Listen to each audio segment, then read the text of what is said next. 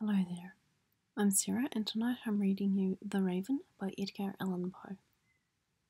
Once upon a midnight dreary, while I pondered, weak and weary, over many a quaint and curious volume of forgotten lore, while I nodded, nearly napping, suddenly there came a tapping, as of someone gently rapping at my chamber door.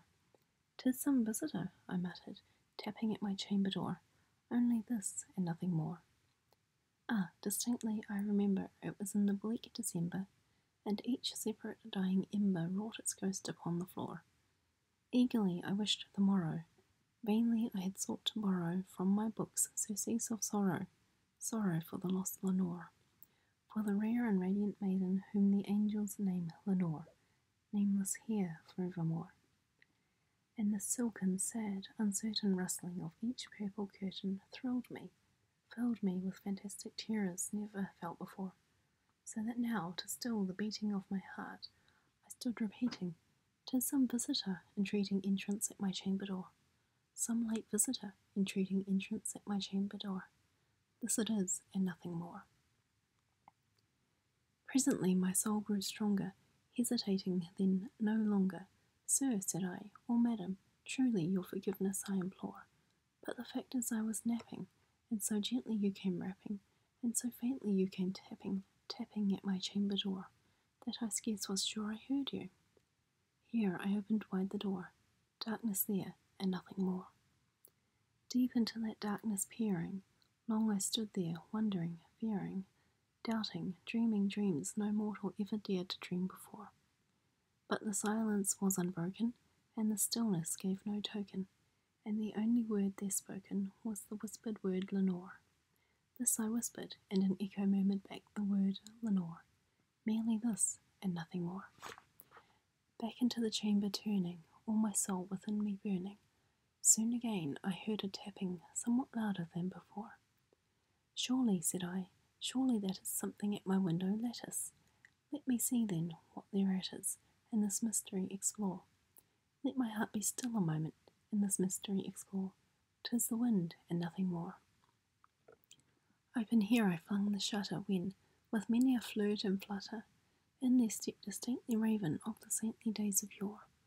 Not the least obeisance made he, not a minute stopped or stayed he, but with mien of lord or lady, perched above my chamber door, perched upon a bust of Pallas just above my chamber door, perched and sat, and nothing more. Then this ebony bird, beguiling my sad fancy into smiling, by the grave and stern decorum of the countenance it wore, "Though thy crest be shorn and shaven, thou," I said, "art sure no craven, ghastly grim and ancient raven wandering from the nightly shore. Tell me what thy lordly name is on the night's Plutonian shore." Quoth the raven, "Nevermore." Much I marvelled this ungainly fowl to hear discourse so plainly, though its answer little meaning, little relevancy bore, for we cannot help agreeing that no living human being ever yet was blessed with seeing bird above his chamber door, bird or beast upon the sculptured bust above his chamber door, with such name as Nevermore. But the raven, sitting lonely on the placid bust, spoke only that one word, as if his soul in that one word he did outpour. Nothing farther than he fluttered, not a feather than he fluttered, till I scarcely more than muttered, "Other friends have flown before. On the morrow he will leave me, as my hopes have flown before." Then the bird said, "Nevermore." Startled at the stillness broken by reply so aptly spoken, "Doubtless," said I, "what it utters is its only stock and store, caught from some unhappy master whom unmerciful disaster followed fast and followed faster till his songs one burden bore, till the dirges of his hope that melancholy burden bore of never, nevermore." But the raven still beguiling all my fancy into smiling, straight I wheeled a cushioned seat in front of bird and bust and door. Then, upon the velvet sinking, I betook myself to linking fancy unto fancy, thinking what this ominous bird of yore, what this grim, ungainly, ghastly, gaunt, and ominous bird of yore, meant in croaking, "Nevermore." This I sat engaged in guessing, but no syllable expressing, to the fowl whose fiery eyes now burned into my bosom's core. This and more I sat divining, with my head at ease reclining, on the cushion's velvet lining that the lamplight gloated o'er, but whose velvet violet lining with the lamplight gloating o'er, she shall press, nevermore. Then, methought, the air grew denser, perfumed from an unseen censer, swung by seraphim whose footfalls tinkled on the tufted floor. Wretch, I cried, thy God hath lent thee, by these angels he hath sent thee, respite, and nepenthe from thy memories of Lenore. Quaff this kind nepenthe and forget this lost Lenore. Quoth the raven, nevermore.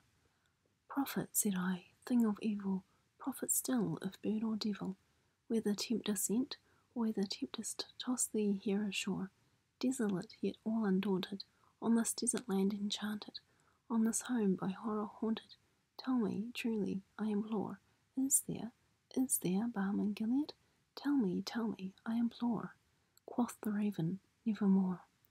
Prophet, said I, thing of evil, prophet still, if bird or devil, by that heaven that bends above us, by that God we both adore, tell the soul with sorrow laden if, within the distant Aidenn, it shall clasp a sainted maiden, whom the angels name Lenore, clasp a rare and radiant maiden, whom the angels name Lenore.